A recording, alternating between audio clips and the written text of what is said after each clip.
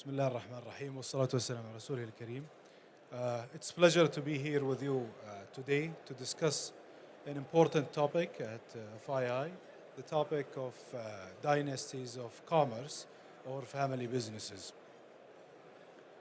During these 15 minutes, I'll talk about four important aspects. The first one is what is family business? I want to introduce you to the topic to start with, and then the succession planning in family businesses and how we can come about doing that in a good way and sustainable way, and then the role of policymakers that they can make so that they can shape the future of family businesses in a positive way, and finally, why we should have some global collaboration between family businesses.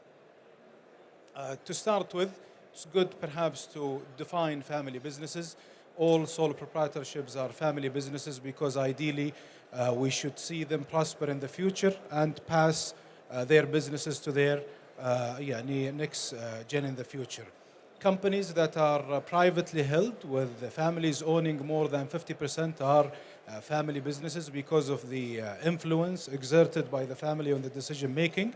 And also for listed companies, 25% is sufficient enough for the family to control the business because of the ownership structure and the dispersion of ownership that allows 25% to be sufficient to control the business itself. Based on that, 60 to 95% of businesses in the globe are family businesses, and this is obviously substantial footprint for families within our economies. There are key features or characteristics for family businesses that we need to appreciate so that we better manage the risk associated with them and capture the opportunities that may arise from this community. The first one is longevity and resilience. Even though that in the minds of many of us here, we believe that, or we hear a lot, that family businesses don't survive to the second or third generation, but when compared to non-family businesses, they actually outlive them and they tend to have more resilience and ability also to adapt with changes. Ownership and management is also a critical feature for family businesses, especially when they are first in their early stages. Typically, ownership and management are the same, which increases the sense of responsibility for the business itself. In many cases, if we are employees, there is a tendency for us to leave when the business is not doing well. But when you are in a family business, you cannot leave the boat because you are pretty much the boat. The third feature is family values, where many families have their own values, which are in many cases pronounced in their businesses. Continuity and succession planning. Many family businesses are preoccupied with the idea of continuity, not because of the business, but because of the future of their families as well, which gives them a better sense of why they should do that. Community involvement. Families are part of the community. This is why they have a strong connections. This connection with the community makes them more socially responsible, as well as having a strong relationship with many of their employees, which tend to last for many years, and sometimes it goes beyond business to something else. The long-term focus of family businesses is also an important element. Family businesses do not have the quarterly pressure to meet or beat the expectations of analysts or the annual pressures. This is very important for critical investments such as R&D, for example. We know, for example, that the new accounting standards expense all of the R&D investments, which directly hits your bottom line, but then the return on your R&D investment takes many years or long term to be materialized in the future. That long-term vision or that long-term perspective is more pronounced in family businesses, which is why we can bet on them more in the innovation of our economies and in our businesses. I'll now also move to the idea of succession planning and how we should come about that in an orderly manner in family businesses. We need to do two things. The first one, we need to make sure that our next generation are future proof or future ready. Whether we want them to work in our businesses or beyond, we need to prepare them to be successful in our family businesses and beyond as well. To do that, we need to make sure that we equip them with the necessary knowledge. These are the information, tools, and models that they need to understand, the skills to apply that knowledge, in addition to a set of soft skills such as negotiation, presentation, and so forth, and then also the personality necessary for someone to become successful in business. We are talking about positive attitude, high level of business ethics, and so forth. Other frameworks also consider other components such as social capital.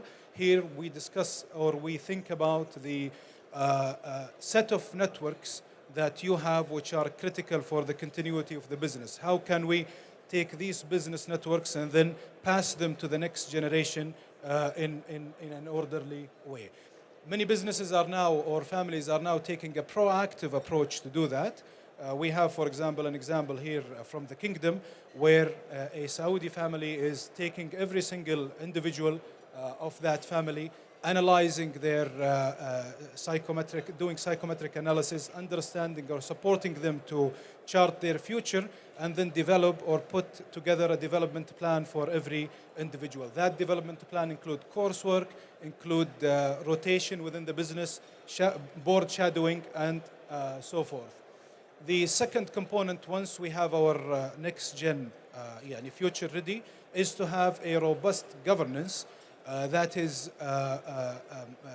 in place to ensure that the interaction between the family and the business is appropriate.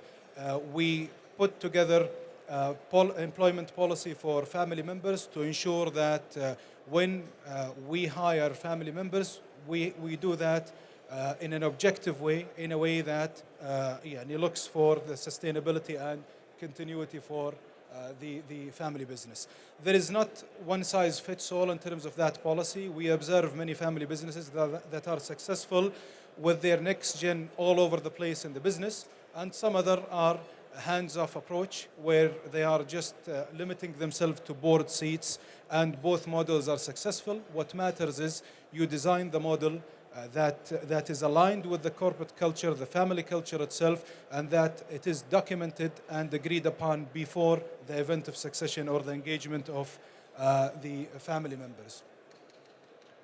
Policymakers, they have a critical role for the continuity and the prosperity for family businesses. I will just highlight a couple of points, but there are much more roles that can be played by policymakers. The first one is reducing the uncertainty for family businesses. Here in the Kingdom, for example, with the launch of Vision 2030, family businesses were given a roadmap that spans 15 years ahead.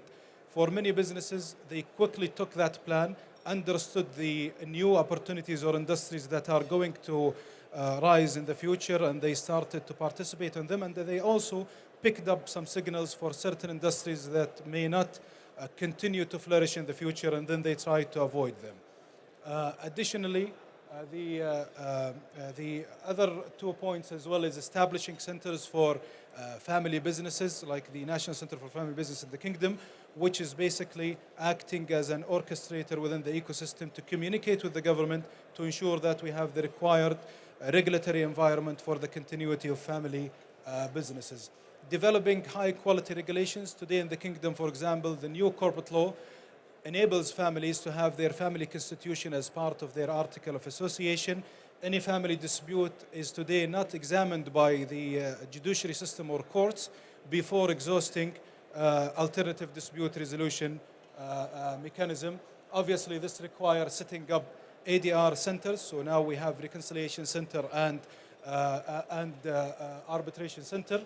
Family business is basically a social phenomena that is influenced by religion, by culture, by the role of men and women in society, by the role of older siblings. This is why we need to understand it from our local context, to have robust research that highlights the opportunities and the unique features of the family businesses within the community itself.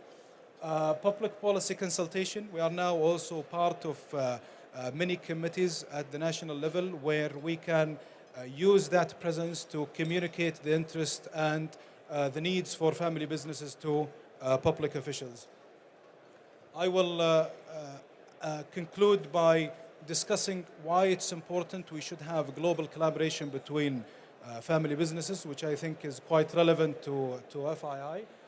We believe that having from a global point of view, increasing that collaboration between family businesses increases the efficiency of capital allocation across countries. It enables us to realize cross-border synergies between family businesses, and it has the potential of producing economic benefits globally. From a local point of view, it might be a good idea to introduce international families to the local market, which will lead to attracting strategic FDIs, hopefully in the future. There is a gap in the global system to do that, which is basically we don't observe a strong network that links family businesses across the globe. And we think that there is a need for a network to do that, not just focusing on the governance of family businesses, but also in promoting businesses and linking businesses together for landing new opportunities and investments. The solution is quite simple.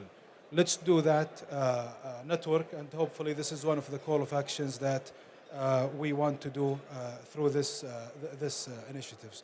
Thanks a lot. And I hope you benefit from what we said.